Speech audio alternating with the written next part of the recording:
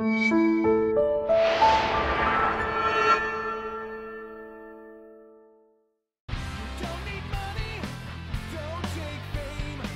want to talk about the new Styx album. I've been dying to talk about this, and I keep meaning to do a video, and I haven't gotten around to it. And now you have. And I have. Here we go. So that's my review. It's great. Check it out. No, I was. Where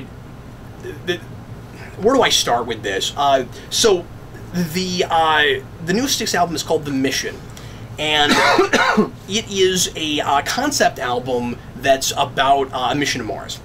And it starts with a real kind of upbeat track about, you know, getting the ship together and getting ready to go on this big adventure and you know, trying to save the planet because, you know, we're running out of resources and we need to, you know, go find more resources. And then it gets to tracks where we've run out of communication, or we're like, communication's not working and we can't talk back to our base, and then we get, you know, horrible storm, and it's this big adventure, and you know, thematically it's about a whole bunch of different stuff. You know, it's the adventure of the human spirit, and it's about the changing technology and like the pros and cons to progress, and you know, it's about the sacrifices that people make in order to go on these big adventures to you know, help their fellow man. And there's just a whole lot of, you know, heart and spirit and gumption in this album. It is hands down my favorite Styx album, and I cannot believe I'm saying that. Wow. Hands down. And it's their first album in 15 years? I don't think so. Like I think they did one a little bit more recently than that. I'm not sure, but it's absolutely baffling. The thing is completely timeless. Every track works. It's a wonderful. It's got a wonderful album sound. It's got a really good beginning, middle, and end for its kind of, you know, pseudo story. But musically, it runs the gamut of the history of Styx. And the thing that is the thing that's really impressive about it to me is that it feels like an album that they might have that they could have had in a drawer somewhere, in a way where it's like it's unchanged by the passage of time. Well, you played one or two tracks for me, and it sounds like it could have come out from Styx in the 70s. Like, yeah. And he doesn't sound like a 7-year-old man. No, he doesn't. And of course, Dennis DeYoung isn't with them anymore, and I kind of suspect that this album would be a little bit like, I don't know if reserved is the right way to put it, but a little less reserved and a little bit more theatrical. Like, there's some theatricality on the album, but like, it really it holds the reins in the right way. And like, I like DeYoung a lot, but I kind of don't know if this would have happened with him. But anyway, but it's got some of his sound here and there too. Like, they're really respectful to DeYoung and the history of that, and like the places in which there's not like any like romantic power ballads, because it's not that kind of album. Mm-hmm. But I mean, there's stuff that's sort of ballady in a way, like you know, like almost love songs to like nature, and again like you know, the human spirit or something. But it's not power ballads. Mm-hmm. You know, there's a song on this album that is it's called Locomotive, that I think is maybe one of the greatest songs ever written ever.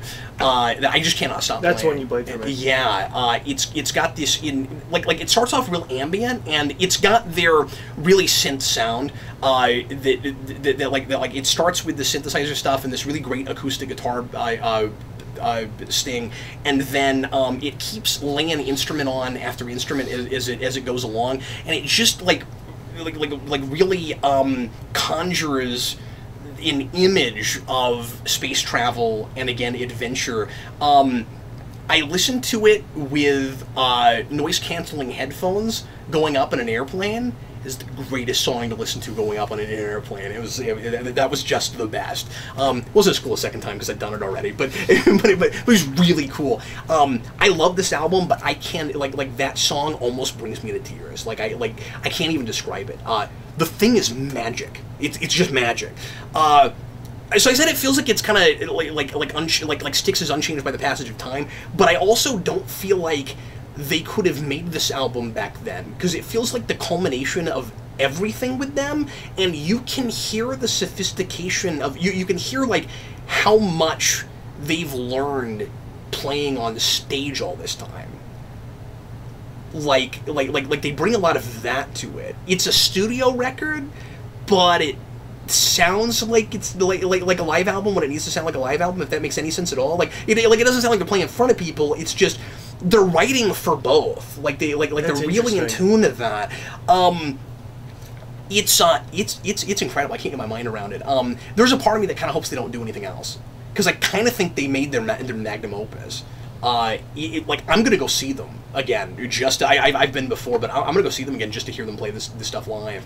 I never care about new music from old school arena rock bands, and I'm sure a lot of people aren't even going to think to look at it, because Styx puts out an album and it can't possibly be what Styx used to be. You know, like it sounds like the sophistication of the music. I feel like they would have to play all this time to get to where they got with that, with the writing and the playing.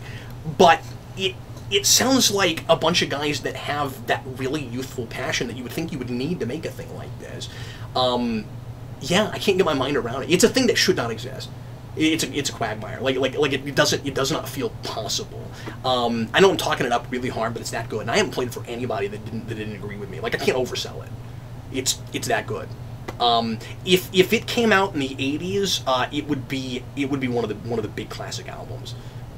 Like you'd hear tracks from this on the radio all the time, and nobody's listening to it.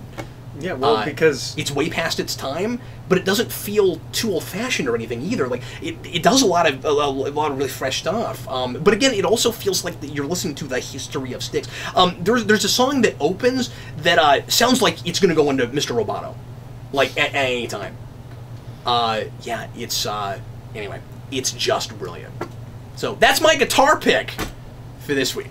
That's the power of